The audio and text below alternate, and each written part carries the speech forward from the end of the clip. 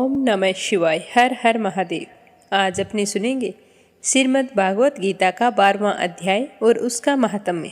तो श्रद्धा भाव से सुनते रहिए। बोलो श्री कृष्ण भगवान की जय हो। अर्जुन ने पूछा कि इस प्रकार जो भक्त सदैव योग मुक्त होकर आपकी उपासना विधि पूर्वक करते हैं और जो व्यक्ति पर ब्रह्मा को मेरे विषय में मन लगाकर परम श्रद्धा पूर्वक मुझको बसते हैं वे उत्तम योगी हैं। मैं यह जानता हूँ, परंतु जो इंद्रियों को संयम करके सर्वत्र समदृष्टि रखने वाले सब प्राणियों के हित में लगे हुए अकथनीय, अव्यक्त, सर्वव्यापी, अचिंतनीय, निर्विकार, अचल ध्रुव व अक्षर का भजन करते हैं वे भी मुझे ही प्राप्त होते हैं। अव्यक्त में जिनका चित्त आसक्त है वह अधिक कष्ट पाते हैं, क्योंकि अव्यक्त गति को प्राणी कष्ट से पाते हैं। हे पार्थ, जो प्राणी अपने सब कर्मों को मेरे अर्पण करके मेरी शरण में आकर अनन्य भक्ति से मेरा ध्यान करते हैं और पूछते हैं, उन शरण में आए हुए भक्तों का मैं थोड़े ही समय में मृत्यु संसार सागर से उद्धार कर देता हूँ। मुझी में मन रखो और मुझ में ही बुद्धि रखो, तब तुम मुझी में निवास करोगे, इसमें कोई संदेह नहीं है। हे धनंजय, यदि इस प्रकार तुम मुझ में अपने चित्त को करने में समर्थ ना हो तो भी योग द्वारा हमें पाने का बारंबार यत्न करो। यदि अभ्यास ना कर सको तो मेरे उद्देश्य से व्रत आदि ही करो। मेरे लिए तुम कर्म तो करो, तुम्हें मुक्ति प्राप्त अवश्य होगी। यदि ऐसा भी नहीं कर सको तो मन को रोककर अनन्य भाव से मेरी शरण में आओ और फल की आशा छोड़कर कर्म करो, क्योंकि अभ्यास से ज्ञान उत्तम है, ज्ञान से ध्यान श्रेष्ठ है और ध्यान से कर्मों के फल का त्यागना श्रेष्ठ है। त्याग से शांति प्राप्त होती है। जो किसी से द्वेष नहीं करता, सबका मित्र है, दयाधारी है, ममता और अहंकार जिसमें नहीं है, सुख दुख को जो समान समझता है, क्षमावान है, संतोषी है, स्थिर चित्त इंद्रियों को वश में रखता है, दृढ़ निश्चयवान है, मुझ में अपना मन और बुद्धि लगाए हुए है, ऐसा मेरा भक्त मुझको अत्यंत प्रिय है। जिसमें न लोगों का भय है, जो न लोगों से डरता है, ऐसा जो हर्ष, ईर्ष्या, दुष्टों से भय और विषाद से रहित है, वो मेरा प्रिय है। जो कुछ मिले उसी में संतुष्ट, पवित्र पक्ष, निष्पाप, दुख रहित, फल की आशा त्याग कर कर्म करने वाला, ऐसा जो मेरा भक्त है वो मुझे अत्यंत प्रिय है। जो लाभ से प्रसन्न ना हो, किसी से द्वेष ना करे, इष्ट पदार्थ के नष्ट होने से दुखी ना हो, किसी वस्तु की इच्छा ना करे, अशुभ तथा शुभ दोनों का त्यागी भक्त ही मेरा परम प्रिय है।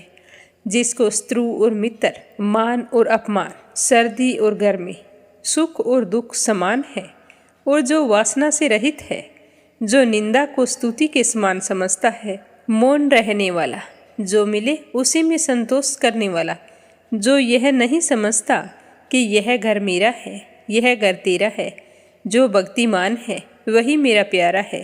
पर जो मुझ में श्रद्धा करके मुझे मानकर इस अमृत के समान कल्याणकारक धर्म का आचरण मेरे उपदेश अनुसार करते हैं, वे मुझको अत्यंत प्रिय होते हैं। तो ये था 12वां अध्याय। अब अपने सुनेंगे इसका महात्म्य। श्री विष्णु भगवान बोले कि हे लक्ष्मी, अब मैं तुम्हें गीता जी के 12वें अध्याय का महात्म्य सुनाता हूँ, ध्यानपूर्वक सुनना।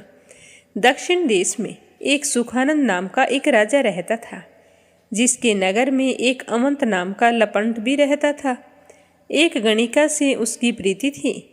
वह दोनों एक देवी के मंदिर में जाकर मदिरा पान किया करते थे, मांस खाते थे, भोग भोगते थे। जब कोई पूछते कि तुम यहाँ पर क्या करते हो, तो झूठ बोल देते कि हम यहाँ रहते हैं, देवी की सेवा करते हैं।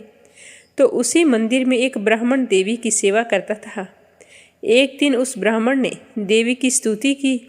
देवी प्रसन्न हुई और कहने लगी कि वर मांग, जो मांगेगा वही दूंगी। तो उसने संतान का सुख मांगा, धन मांगा। तो देवी ने कहा, जो तुमने मांगा है वो तुम्हें अवश्य मिलेगा, पर एक बात कर, पहले इन दोनों का उद्धार कर ले। तब ब्राह्मण ने नारायण जी का तप किया और भगवान जी प्रसन्न हुए।